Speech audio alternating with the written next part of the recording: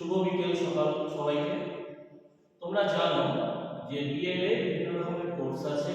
তোমাদের প্রথম সেমিস্টারে 1.1.1, 1.1.2 এবং আমি তোমাদের যেটা পড়াবো 1.1.4। তোমরা জানো ভাষা সম্পর্কে তোমাদের একটা প্রাথমিক ধ্যান ধারণা বা জ্ঞান রয়েছে। আমাদের এই কোর্সটির নাম হচ্ছে পাঠ্যক্রমের বিস্তৃতিতে ভাষা, ল্যাঙ্গুয়েজ অ্যাক্রস দ্য কারিকুলাম। এই ল্যাঙ্গুয়েজ অ্যাক্রস দ্য কারিকুলাম এই কোর্সটিতে তোমাদের ভাষা সম্পর্কে প্রাথমিক ধ্যান ধারণা প্রত্যেকেরই রয়েছে। আমরা জানি যে কি মানুষের মনে ভাব প্রকাশের মাধ্যমকে বলা হয় ভাষা। এইবার এই মানুষের মনের ভাব প্রকাশের মাধ্যমকে বলা হয় ভাষা। শুধু এই বাক্যটি না জেনে একে যদি আমরা আরো পরিপূর্ণতা দান করতে চাই তাহলে আমাদের আরো কতগুলো বিষয় জেনে রাখতে হবে। তাই আজকে আমরা যেটা আলোচনা করতে চলেছি ভাষা সম্পর্কের ধারণা এবং তার সংজ্ঞা, অর্থাৎ ভাষার সংজ্ঞা এবং তার ধারণা।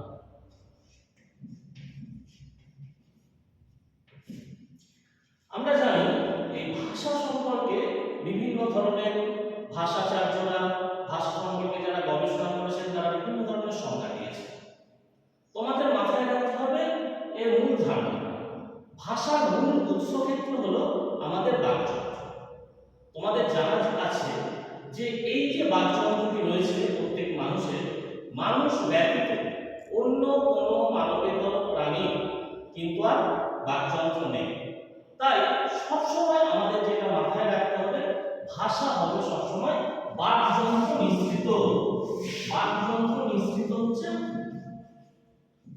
ভাষা হবে সবসময়। তাহলে যদি ভাষার সংজ্ঞা প্রসঙ্গে আলোচনা করা যায়, তোমরা জানো ভাষাচার্য সুনীতি কুমার চট্টোপাধ্যায় একটি ভাষার সুস্পষ্ট এবং সুন্দর সংজ্ঞা দিয়েছেন। আমরা জানি কি তিনি বলেছেন মানুষের মনের ভাব প্রকাশের জন্য। তাহলে প্রথম কথাটা কি হলো তোমাদের? মনের ভাব প্রকাশের জন্য, অর্থাৎ মানুষের মনের ভাব, মনের ভাব সে প্রকাশ করবে, মনের ভাব প্রকাশের জন্য।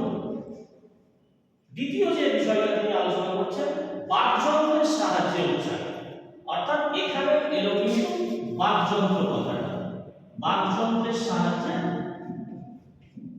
উচ্চারণ।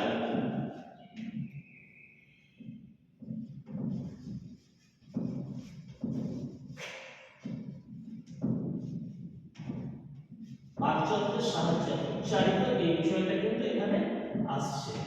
তাহলে দেখো প্রথম থেকে আমরা যদি ধরতে চাই মানুষের মনের ভাব প্রকাশের জন্য বাকযন্ত্রের সাহায্যে উচ্চারিত।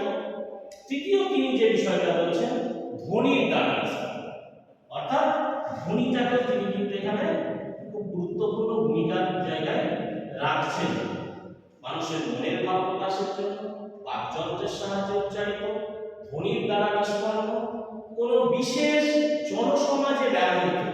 অর্থাৎ ভাষা সবসময় জনসমাজে কিন্তু ব্যবহার করা হবে। সেটি জনসমাজে ব্যবহার না থাকলে ভাষা কিন্তু কোনো মূল্য বা ভূমিকা থাকবে না। তাই সুনীতি কুমার চট্টোপাধ্যায় বলছেন মনের ভাব প্রকাশের জন্য বাকযন্ত্রের সাহায্যে উচ্চারিত, ধ্বনির দ্বারা নিষ্পন্ন, কোনো বিশেষ জনসমাজে ব্যবহৃত, স্বতন্ত্রভাবে অবস্থিত, স্বতন্ত্রভাবে অবস্থিত, স্বতন্ত্রভাবে অবস্থিত। অর্থাৎ তোমরা জানো আমরা আমাদের মাতৃভাষা কি? বাংলা। সবার পৃথিবীর সকলের মাতৃভাষা কি বাংলা? না। তোমরা যদি বিহার চলে যাও, বিহারে মানুষ বিহারি ভাষা হিন্দিতে কথা বলে। তুমি যদি মহারাষ্ট্রে যাও মারাঠি ভাষায় কথা বলে। তুমি যদি ভারতবর্ষের বাইরে ইংল্যান্ডে যাও ইংরেজরা ইংরেজি ভাষায় কথা বলে। তাই প্রত্যেকের কিন্তু একটা সমাজ আছে। আমরা যেমন বাঙালি সমাজের ভাষা, সমাজের এই অস্তিত্ব যদি আমরা নিজেদেরকে সরিয়ে নিই তাহলে কিন্তু আমাদের আর কোনো মূল্য থাকে না। তাই সুনীতি কুমার চট্টোপাধ্যায় বলছেন জনসমাজ ভাষায় ব্যবহৃত, স্বতন্ত্রভাবে অবস্থিত এবং শেষ পর্যন্ত যে বিষয়টা আছে বাক্যের প্রযুক্তি, অর্থাৎ বাক্যে ব্যবহার করতে হবে।